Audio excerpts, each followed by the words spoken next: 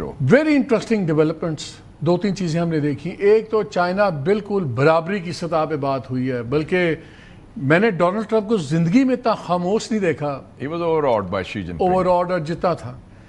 She pin ने बड़ी direct और रेड लाइंस क्लियर कर दी ताइवान के ऊपर सब कुछ. मैं उस पर आता हूँ, लेकिन दो तीन चीज़ें पहले हम बात करें.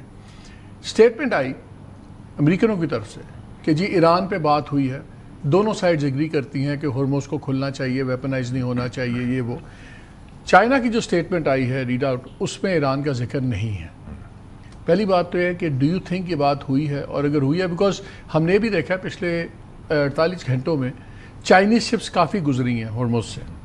सो ईरान ने चाइनीज़ शिप्स को बड़ी स्पीड से गुजारना शुरू कर दिया कि प्रेशर ना पड़े. लेकिन क्या ये चाइनीज़ शिप तक महदूद रहेगा, या आपके ख्याल में अब हॉर्मोज खुलने वाली है? आप ये भी नोट कर लें मालिक साहब के वो सिर्फ शिप्स नहीं पास करी, they are paying in yuan, not in dollars. अब पता नहीं चाइनीज़ से लिए कि नहीं. चाइनीज से शायद ना लिया, वो कहते ना कि वो डिस्काउंट दे देंगे as a strategic discount. Basically मैं समझता हूँ कि ये आज की डेवलपमेंट बड़ी, I would say it's almost near historic. एक तो दोनों बराबरी के मुकाम पर आ गए हैं, चाइना और America. So welcome to the new world order. और उसके नीचे है मिडिल पावर्स, जिसमें पाकिस्तान एक कलीदी किरदार अदा कर रहा है. वैसे कल तक तो हम मिडिल पावर में नहीं थे, आज हम मिडिल पावर्स में गेट क्रैश करके आ गए after the victory over India. ठीक है, ठीक है जी. And now we are accepted that role very clearly. ठीक है जी, क्योंकि this is the your power speaks, and specially beating a big bully. ठीक है. दूसरा हो गया कि there will be no cold war, जो बाइडन के ज़माने में चल रहा था कि नई सर जंग शुरू होगी और पाकिस्तान को आ जाएगा. मैं जहां भी जाता हूं लेक्चर देता हूं या फौजियों से, सर क्या बैलेंस कैसे करेंगे, चाइना और अमेरिका के दरमियान बैलेंस कैसे वो बैलेंस ठीक हो गया, बैलेंस हो गया, वो इशू ही खत्म हो गया. ठीक है, दैट इज एकेडमिक. तीसरा ये है जो आपका क्वेश्चन है, I think we'll have good news on the Iran thing also, कि ईरान में जंग नहीं होगी. और अगर स्ट्रेट ऑफ हॉर्मुज़ की बात हो रही है खोलने की, तो इसका मतलब है कि America will also lift its blockade and there'll be a pathway forward. तो वो I feel that on the whole, और ऑप्टिक्स बड़े अच्छे थे आज की मीटिंग में, मुस्बत थी.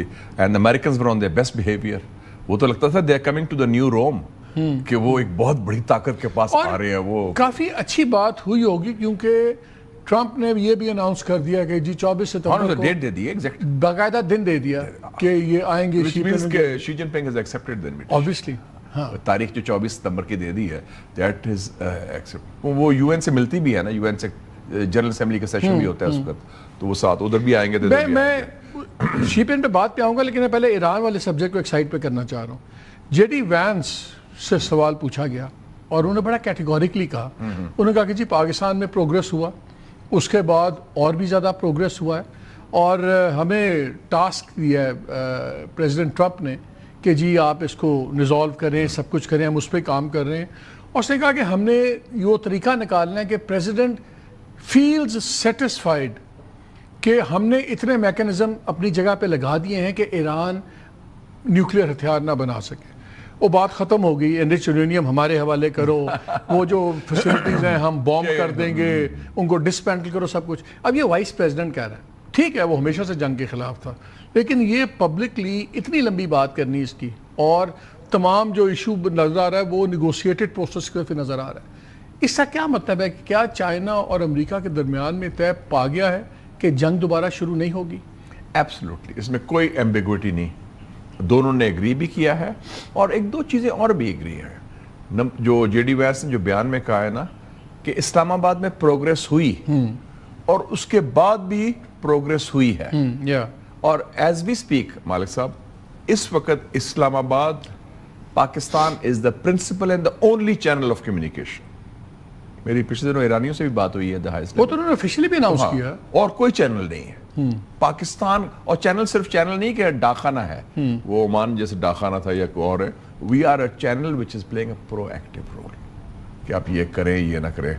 अखाड़े के दाव नहीं हम बाहर से सिखा रहे हैं, हम अखाड़े के अंदर हैं, उनके साथ हैं.